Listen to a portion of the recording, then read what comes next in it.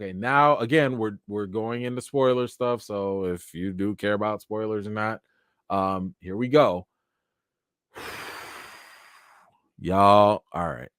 There was a different ending for Ant-Man 3.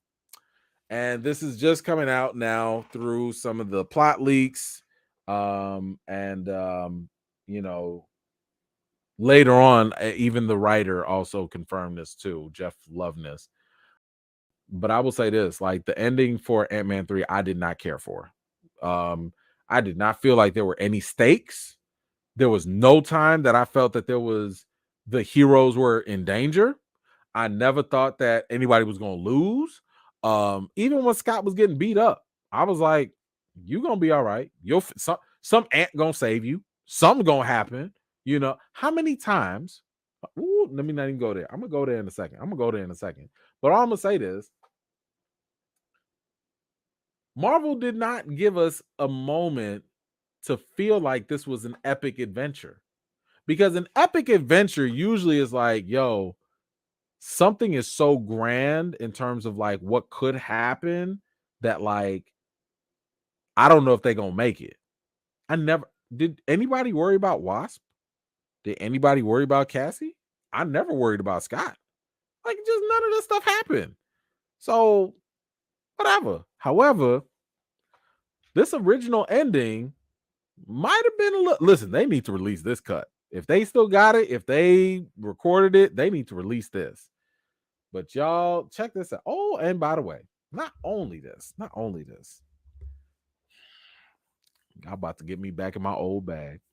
Did you know that the ending was reshot last month? Did you know that?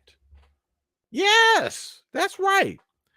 That's right. So last month, so this is back in January, whatever, or maybe December, they did some reshoots and they changed the entire ending of this movie.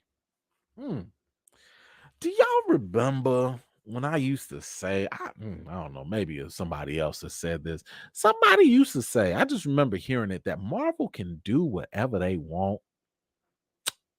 Yeah, y'all, this was also like in post production. Do y'all remember when people would come on this channel, come on to this, just this whole, come on to the internet and actually fight with folks talking about, but it's in post production. They can't do anything after post production. Stop asking Marvel to change things in post production. Do y'all remember how I told y'all that Marvel's had a history? Matter of fact, I didn't even tell y'all this. Taika Waititi told y'all this. James Gunn told y'all this. Directors that work for Marvel told y'all this. That Marvel don't stop working on stuff till the day it premieres. Till the day that the movie hits the screen, they are always changing things. Don't like this ending? Sure. Call up all the actors, shoot it again, wrap it up. But we're in post-production. Don't care. Remember when I told y'all how, hey, whatever y'all want to do at Wakanda Forever, y'all could still change it. You had time. From the day the production stopped all the way to the time the movie came out, y'all had to, y'all always could have changed. Always. It was a choice not to. Remember that. People arguing with me about stuff. I know what I'm talking about most of the time. And if I don't know what I'm talking about, I'll tell y'all that. But if I know what I'm talking about, I'm going to tell you that. I'm going to tell you. Anyway, so with a month before this movie was done and put up on screen, they changed the ending. Let's take a look at what the ending could have been. Let's take a look. So how was Quantumania supposed to end? And how is it different than what was played in theaters? Yeah, Kang escapes. Scott and Hope are trapped.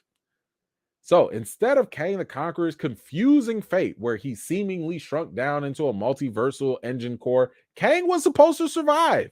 According to the plot leak, Kang stops Scott from escaping to his universe along with the rest of his family and beats him to a pulp just as he does in the final film. Ooh, do y'all remember when Paul Rudd talked about how there was another cut of the film where Kang put that stomping on that boy so bad, y'all couldn't even tell what Scott's face looked like no more. Paul Rudd was beat to a pulp. Ooh, beat him to the white meat. Ooh, pulled his muffin cap back blue. Ooh, it was done for Ant-Man. And they scrapped that. So, but when Hope returns to save Scott, they almost trap Kang in the quantum realm. However, he manages to escape, trapping them there instead. So, just like in the final cut, Hank, Janet, and Cassie escape back to San Francisco. But since Scott and Hope are trapped, Hank guarantees his wife and granddaughter that they will find them. This, of course, is drastically different from Hank and Janet attending Cassie's unbirthday party and eating bad birthday cake from Baskin Robbins. Now, back in the quantum realm, Hope and Scott look out over the subatomic landscape as Hope tells Scott that their family will be okay and they will have to trust them to find them both. She also says that Cassie will know what to do. Cassie, of course, now becomes some super genius. Sometime later, Cassie is shown running all kinds of programs on different computers. As she stares at the screen, she sees something chasing her, causing her eyes to go wide, and she gasps. Then, in true WandaVision fashion, the scene cuts to black. Oh, something else I got to read.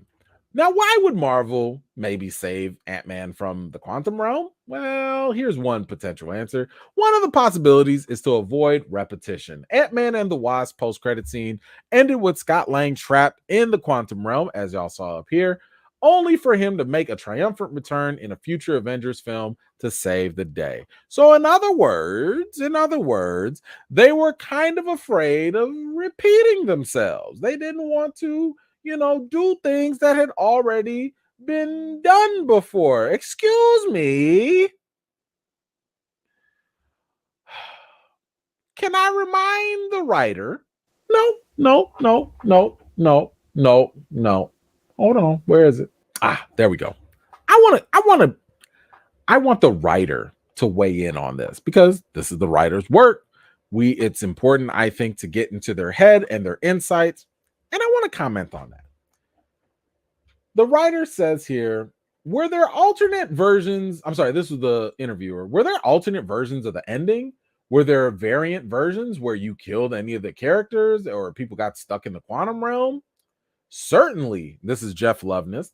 Certainly, you see what people are saying online, but on paper and then in your heart, just as much as you can see that point about stranding Scott and Hope down there or whatever, at the end of the day, it is just repeating the same beat from the second movie. Sir. So you don't want to repeat things that have already been done. Have you seen Avengers Endgame? I have. I remember a certain scene in Avengers Endgame where, one man was going against an entire army and looked like he was about to get beat down and lose. And then all of a sudden, on your left, you did the same thing in Ant-Man 3. What are you talking about? When Scott was sitting here holding a big old building and he was getting shot down with all the rays and stuff. And then what happened? On your left, all the people came to his rescue. And then you talk about you don't want to repeat. You did it again. What happened? Y'all was sitting here fighting Kang, and Kang was about to whoop y'all butts. And then what happened? On your other left, here come the ants. What are you talking about? What are you talking about repetition? And you literally copied Endgame and then copied it again. How you going to copy off the homework and then copy the same answer for the wrong question? What are you talking about? In this case, maybe Had you done, I don't know, just go ahead and repeat it, make it better. Because you know what you could have done? You know what you really could have done? You could have trapped them in the quantum realm or whatever. Or, sorry to say it, kill him. Kill him. He's dead. Kill Ant-Man. It's only Kristen that's going to miss him. I'm sorry, Kristen. I'm just saying, kill him. You know why? Because now your movie actually has stakes. Now your movie actually means something. You could have had this man who has spent most of his life losing time with his daughter. And you keep pulling on these heartstrings of, I just want to be a father. I just want to be there for my daughter.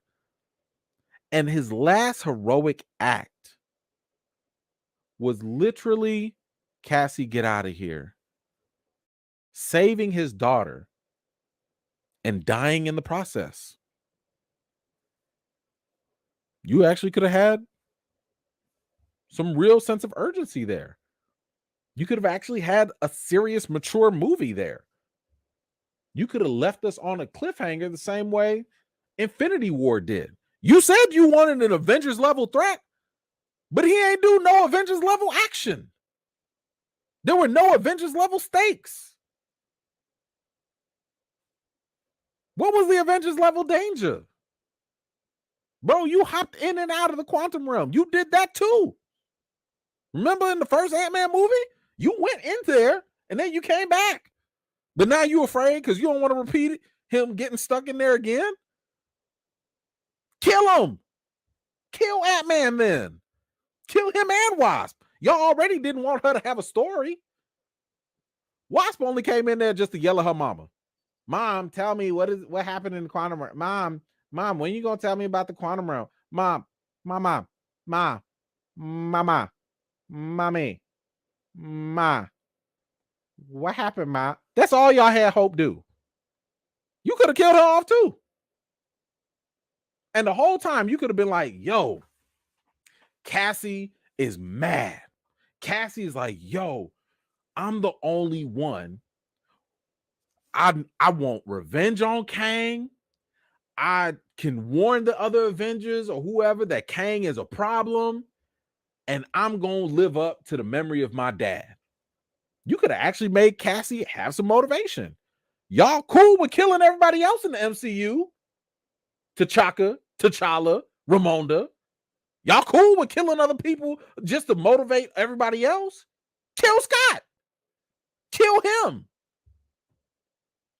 Y'all can kill all these Black Panther characters, but y'all can't kill Scott and Wasp?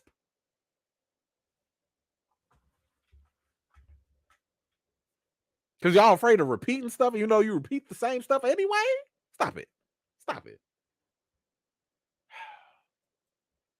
All I know is this original ending they should have stuck with that. Because I've told y'all before, the main thing that's been hurting Phase 4 is the tone. The tone of Phase 4 has been a problem. Y'all completely wasted Thor 4.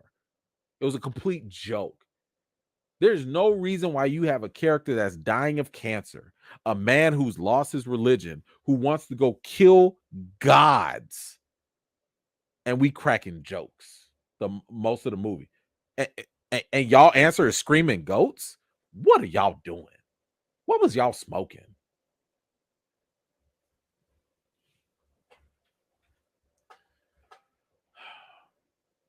Marvel needs to grow up.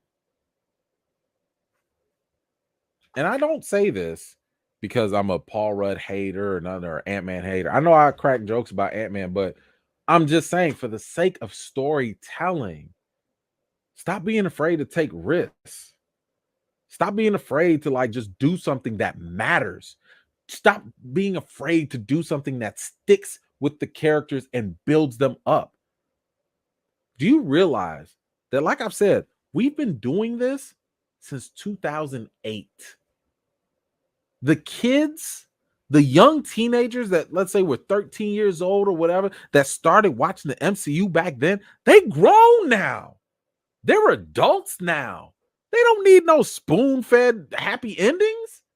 You can tell them grown stories. Guess what? That same audience from 2008 that watched your first Iron Man movie, they can walk into rated R movies without a parent now.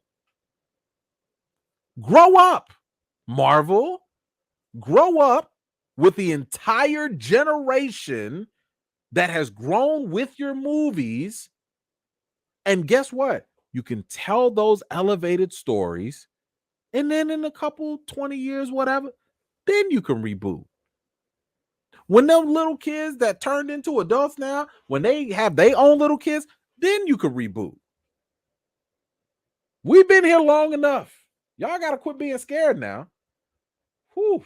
Anyway, what do you think about the original ending for Ant-Man and the Wasp? Let me know your thoughts in the comments down below. Thank you so much for watching. This was just a segment of one of my live chats, and if you're interested in joining in on the next one, be sure to subscribe and turn on your notifications for more. I've got more videos and reviews to do for you all, and until next time, I'll see you all later.